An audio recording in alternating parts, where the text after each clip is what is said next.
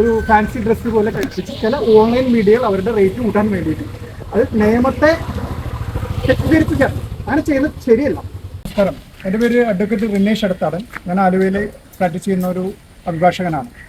നമുക്കെല്ലാവർക്കും അറിയാം, ഈ 2 ദിവസം മുമ്പ് 16-ാം തീയതി അലിൻ ജോസിനെ ആക്രമിച്ചു എന്ന് പറഞ്ഞുള്ള ന്യൂസ് വൈറലായതായിട്ടുള്ള എല്ലാ സോഷ്യൽ മീഡിയയിലും എല്ലാ ഇവിടുത്തെ മുഖ്യധാര മാധ്യമങ്ങളിലും നമ്മൾ കണ്ടിട്ടുണ്ടാവും. അലിൻ ജോസിന് അപകടം പറ്റി, അതായത് അലിൻ ജോസിനെ ആക്രമിച്ചു, വളരെ പരിക്ക് പറ്റി എന്ന് പറഞ്ഞുകൊണ്ടുള്ള വാർത്ത നമ്മളെല്ലാവരും കണ്ടു. അപ്പോൾ അതിൽ ആരോപിച്ചിരുന്ന ഒരു കാര്യം എന്ന് വെച്ചിട്ടുണ്ടെങ്കിൽ അലിൻ ജോസിൻ്റെ മാനേജർ കം PRO ആയിട്ട് പ്രവർത്തിച്ചിരുന്ന മിസ്റ്റർ ആശിഷാണ് അത് ചെയ്തതെന്നാണ് മൊത്തം അത് പറഞ്ഞത്. യഥാർത്ഥത്തിൽ സംഭവിച്ചത് എന്താണെന്ന് വെച്ചിട്ടുണ്ടെങ്കിൽ ഇപ്പോൾ അതിനൊരു പരാതിയായിട്ട് ആദ്യം അലിൻ ജോസ് പെരേര എറണാകുളം പോലീസിൽ പരാതി കൊടുക്കുകയും ആ പരാതി നേരെ ആലുവ പോലീസ് സ്റ്റേഷനിലേക്ക് ഇൻറ്റിമേറ്റ് ചെയ്തു. അതിനുശേഷം ഇന്ന് രാവിലെ ആശിഷ് തിരിച്ചൊരു കൗണ്ടർ പരാതി കൊടുക്കുകയും ഈ 2 പേരുടെ പരാതിയിന്മേൽ ഇന്നൊരു ഒത്തുതീർപ്പ് ചർച്ച നടക്കുകയും അതിലൊരു ഒത്തുതീർപ്പ് പ്രകാരമാണ് ഇപ്പോൾ ഈ വീഡിയോ ചെയ്യുന്നതിൻ്റെ ഉദ്ദേശം. ഇത് നടന്ന കാര്യം എന്ന് വെച്ചിട്ടുണ്ടെങ്കിൽ 2 പേർക്കും തമ്മിൽ വാക്ക് തർക്കം ഉണ്ടായിട്ടുണ്ട്. അന്ന് 16-ാം തീയതി ഒരു തൃപ്രയാർ എന്നുള്ള സ്ഥലത്ത് വെച്ചിട്ട് ഒരു പരിപാടിക്ക് പോകുന്നതിൻ്റെ ഇടയിൽ തിരിച്ചു വരുന്നതിൻ്റെ ഇടയിൽ ഉണ്ടായ ഒരു വാക്ക് തർക്കവും മുണ്ടും തള്ളും ഉണ്ടായിട്ടുണ്ട്.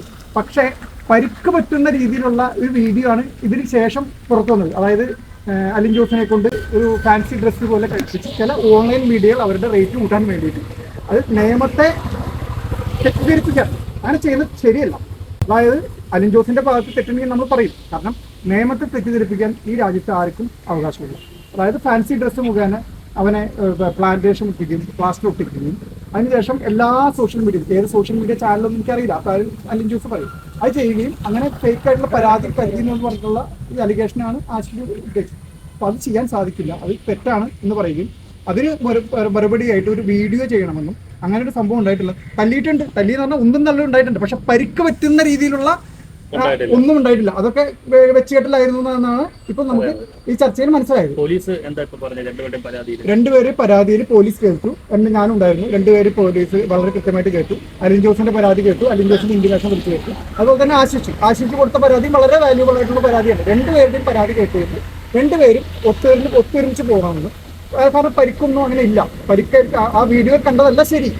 അതൊരു ഓൺലൈൻ മീഡിയയ്ക്ക് അവരുടെ റേറ്റ് കൂട്ടാനോ എനിക്കറിയില്ല, അതിനെ സംബന്ധിച്ച് എനിക്കറിയില്ല. നിയമപരമായിട്ടുള്ള കാര്യം ഞാൻ പറയുന്നത്. അങ്ങനെ ഒരു തെറ്റിദ്ധരിപ്പിച്ചുകൊണ്ടുള്ള നിയമത്തെ വളച്ചൊടിക്കാൻ ആർക്കും അവകാശമില്ല, അങ്ങനെ ചെയ്യാൻ പാടില്ല.